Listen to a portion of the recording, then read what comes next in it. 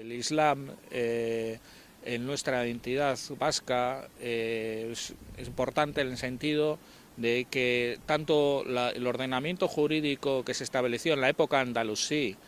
como la cultura de tipo material e inmaterial que produjo el efecto de crear una civilización islámica en Hispania, en la península ibérica, trajo una consecuencia, una transformación en el modo de relacionarse todos los pueblos, las culturas, y ayudó a estos pueblos y estas culturas a vivificarse, ¿no? Entre ellas, Euskal Herria, nuestra cultura vasca, pues alcanzó digamos un cenit desde el punto de vista cultural y político en aquella época, basado en el gran desarrollo que tuvo desde el punto de vista económico, político, cultural, el Valle del Ebro, con Saracusta o Zaragoza, ¿no? La ciudad que tenía una gran importancia tanto en la época romana como en el Tardo Imperio y en la hasta la Baja Edad Media, y que hizo una labor de foco, de ilustración para todo el norte peninsular y también para lo que es el sur de la actual República de Francia, ¿no?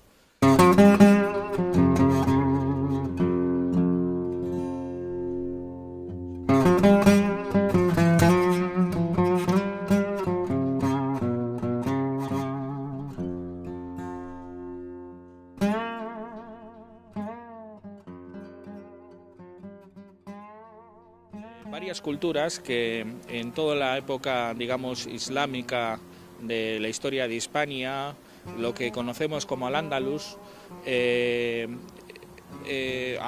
dentro de todas estas culturas que se fueron desarrollando, como he dicho anteriormente, bajo la influencia de tres creencias, ¿no? Básicamente, una de ellas sería la creencia judía, otra la cristiana en sus diferentes ramas y otra la islámica. Las relaciones en un principio atravesaron, digamos, por momentos diferentes, momentos históricos diferentes. El primer momento histórico como paradigma, digamos, podría ser de convivencia y de cercanía, se desarrolló en lo que se llama Alta Edad Media. Es un momento en el que no hay unas grandes diferencias desde el punto de vista doctrinal entre judíos, cristianos y musulmanes, y digamos las diferencias desde el punto de vista cultural tampoco son remarcables. Sí había existido una importante persecución contra los judíos en la época del reino visigodo anterior al desarrollo del Islam en Al-Ándalus, pero no existía lo que podríamos llamar una serie en el imaginario colectivo, un tipo, digamos, de paradigma de enfrentamiento, ¿no? Sino que existía una gran cercanía. También existían otras creencias, ¿no? Como había sido el politeísmo romano, el politeísmo germánico, el panteísmo del celta, celtíbero y vascón, por ejemplo, ¿no? Y en ese sentido, el desarrollo, digamos, de las relaciones entre esas tres comunidades espirituales, judía, cristiana y musulmana en Al-Ándalus, hasta, digamos, lo que sería el siglo XI de nuestra era, pues fue de un modo bastante pausado y convivencial.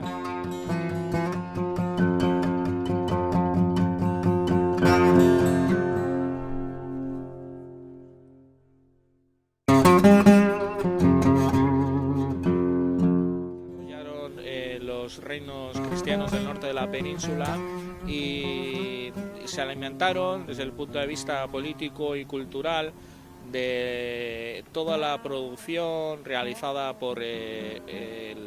al-Ándalus, básicamente en un principio organizada alrededor del Califato de Córdoba. Dividió, desapareció y se transformó en pequeños estados que conservaban, digamos, lo que es la identidad islámica, pero que eran cada vez en mayor medida dependientes desde el punto de vista político y sobre todo militar de estos reinos peninsulares. Tuvo gran importancia la entrada de la organización político-administrativa de la cultura del gótico desde el Reino de Francia a partir del siglo XI, XII, XIII. De alguna manera unificó a los reinos del norte de la península cristianos y también les dio otra referencia diferente al andalusí, de tal manera que se produjo un momento de pérdida, digamos, de influencia desde el punto de vista político de lo que eran las taifas o reinos peninsulares musulmanes, y en un periodo corto de tiempo pues perdieron bastante territorio. Esto nos llevó a los últimos 300 años de reino nazarí, Emirato Nazarí en Granada, que fue, digamos, una fuente de gran riqueza espiritual e intelectual, pero a la vez ejemplificaba la dependencia desde el punto de vista político, militar y económico, incluso por el pago de impuestos a la corona de Castilla, y de alguna manera también pues ilustró lo que fue la decadencia de Al-Ándalus como referencia intelectual y política. Y como sabemos, desapareció el Emirato en el año 1492 mediante unas capitulaciones. Esto quiere decir que no fue un proceso simple de conquista militar, sino que hubo un pacto que nunca fue cumplido, por el cual se respetaba la práctica del judaísmo y del islam en los territorios del Emirato de Granada. Pero entramos en lo que se llamaría la Edad Moderna y en el tercer momento, el tercer paradigma de relación entre las comunidades socioespirituales judía, cristiana y musulmana en lo que fue Al-Ándalus. Por la entrada en esta Edad Moderna se construye, digamos, un nuevo tipo de Estado. La corona de Castilla unifica varios reinos y a la vez se confedera con la corona de Portugal y de Aragón y se constituye en uno de los estados paradigmáticos y más importantes de lo que era el siglo XVI, como el propio autor Maquiavelo, ¿no? Autor de Ciencia Política, pues nos confesó su admiración, ¿no?, por la figura de Fernando el Católico, junto con su mujer, conquistadores del reino de Granada, y figuras que ejemplifican el final de ese paradigma de la historia de Al-Ándalus como una entidad política propia.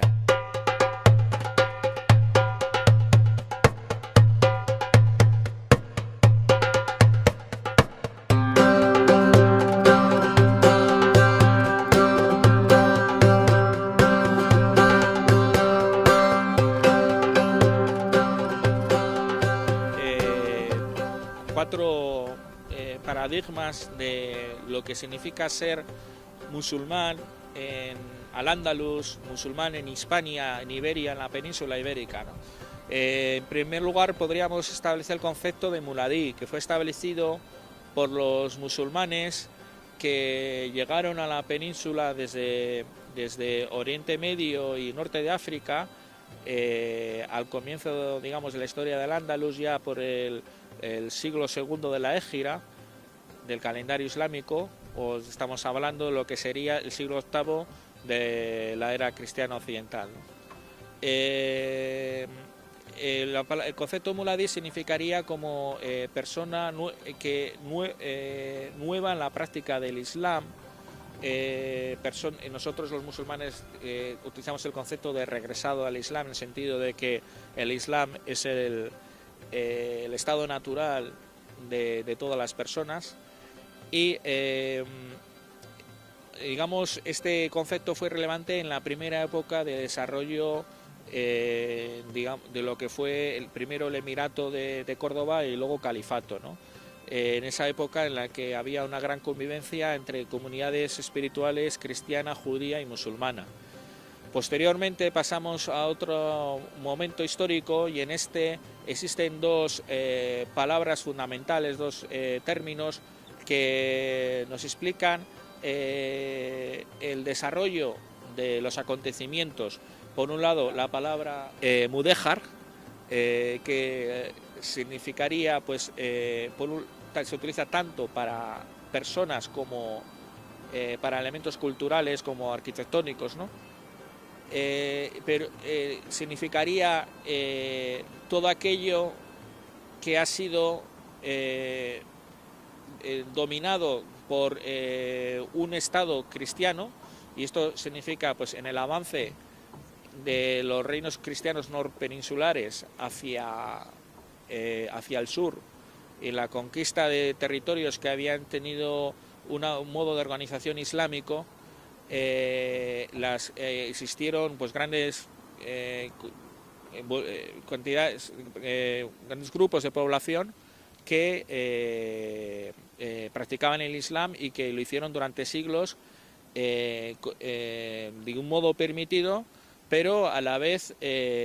aceptando que las normas principales estaban basadas en la doctrina cristiana católica, ¿no? Y había una separación también por, digamos, física, pero también jurídica, en la manera de gestionar los asuntos públicos de cada una de las comunidades espirituales dentro de esos reinos cristianos, ¿no? De esta manera, pues, se desarrollaron lo que se llamó morería o aljama, ¿no? Barrios musulmanes, pues, tanto por toda la península, ¿no? Y que hoy en día, pues, por ejemplo, en algunos sitios son muy relevantes, ¿no? Pues como desde Lisboa hasta Zaragoza o Valencia, ¿no? Existe también en esta época otra palabra importante, que es moro. Esta palabra, cuyo significado ha sido tergiversado y ha cambiado durante la historia, y que los musulmanes actuales en Al-Ándalus mantenemos con orgullo, y la utilizamos también para referirnos a nosotros mismos sin ningún tipo de vergüenza.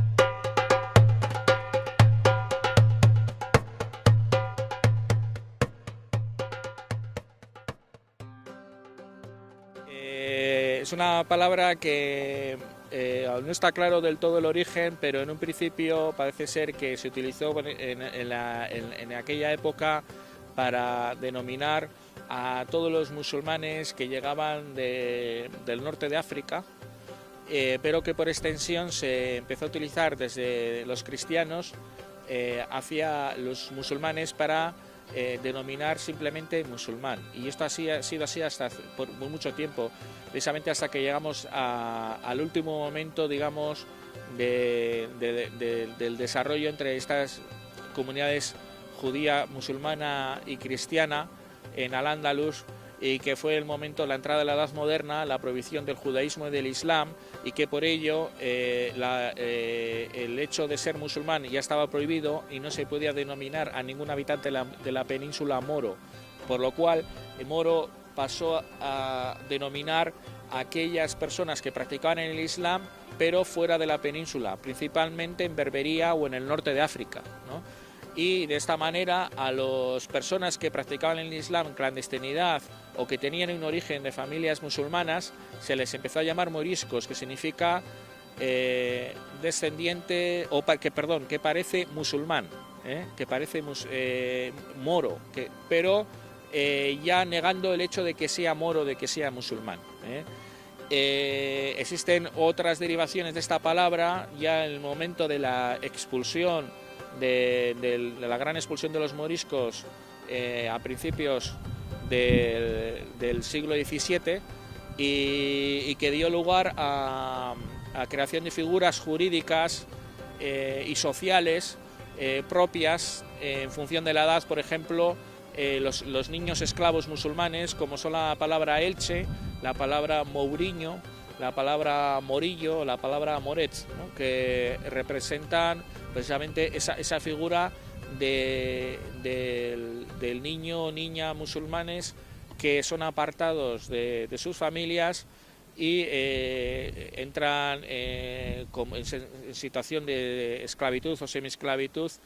en instituciones, principalmente en instituciones religiosas cristianas católicas.